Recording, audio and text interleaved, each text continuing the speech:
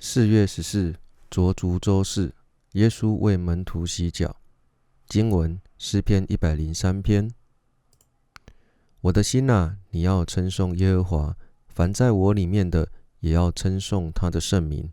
我的心啊，你要称颂耶和华，不可忘记他的一切恩惠，他赦免你的一切罪孽，医治你的一切疾病，他救赎你的命脱离死亡，以仁爱和慈悲为你的冠冕。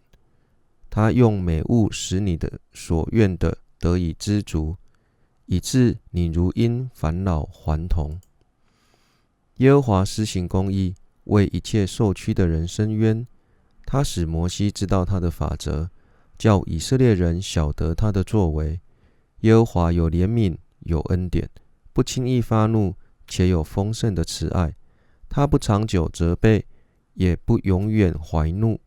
他没有按我们的罪过待我们，也没有照我们的罪孽报应我们。天离地何等的高，他的慈爱向敬畏他的人也是何等的大。东离西有多远，他叫我们的过犯离我们也有多远。父亲怎样连续他的儿女，耶和华也怎样连续敬畏他的人，因为他知道我们的本体，思念我们不过是尘土。至于世人，他的年日如草一样，他发旺如野地的花，经风一吹，便归无有。他的原处也不再认识他，但耶和华的慈爱归于敬畏他的人，从亘古到永远。他的公义也归于子子孙孙，就是那些遵守他的约，纪念他的训词而遵行的人。耶和华在天上立定宝座，他的权柄统管万有。听从他命令，成全他旨意，有大能的天使都要称颂耶和华。你们做他的诸军，做他的仆役，行他所喜悦的，都要称颂耶和华。你们一切被他造的，在他所治理的各处，都要称颂耶和华。我的心啊，你要称颂耶和华。约翰福音13章1到3节。逾越节以前，耶稣知道自己离世归父的时候到了。他既然爱世间属自己的人，就爱他们到底。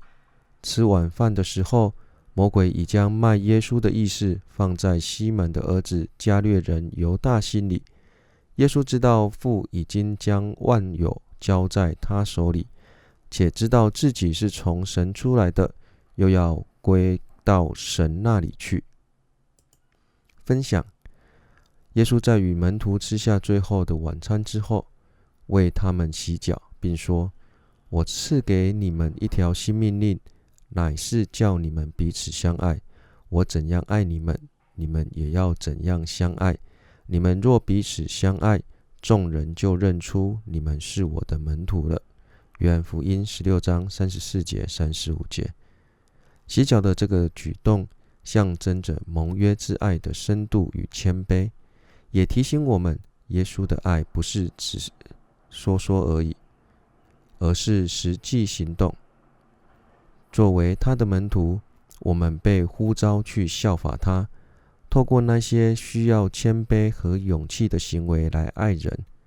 如果我们真心带着这样的心去彼此服侍，那会改变我们的关系，也可能改变我们生活的程式。别人能不能从我们的行动中看见耶稣的爱呢？当耶稣在那天为门徒洗脚时，他的行动其实已经开始了一段从舍己走向复活的旅程。他以身作则，邀请我们也如此彼此相爱。祷告：耶稣，你来到这世上是以仆人的身份为我们舍命。你是万王之王，却甘愿谦卑俯身为人洗脚。请帮助我们学习你的谦卑与爱，用同样的心去彼此服侍。求你赐我们力量，使我们可以彼此服侍。而当我们这样做的时候，愿世界能因此认识你伟大的爱，荣耀归于你。尊崇归于你。奉耶稣基督的名祷告，阿们。反省：一、当我想到用谦卑的方式服侍别人，我心里有什么感受？是抗拒，是挣扎，还是渴望与喜乐呢？有没有什么机会是圣灵正在引导我踏出去，用牺牲的爱去服侍我所在的群体呢？三、这个礼拜我可以做一件很实际的事来表达我对他人的爱吗？那一件事会是什么呢？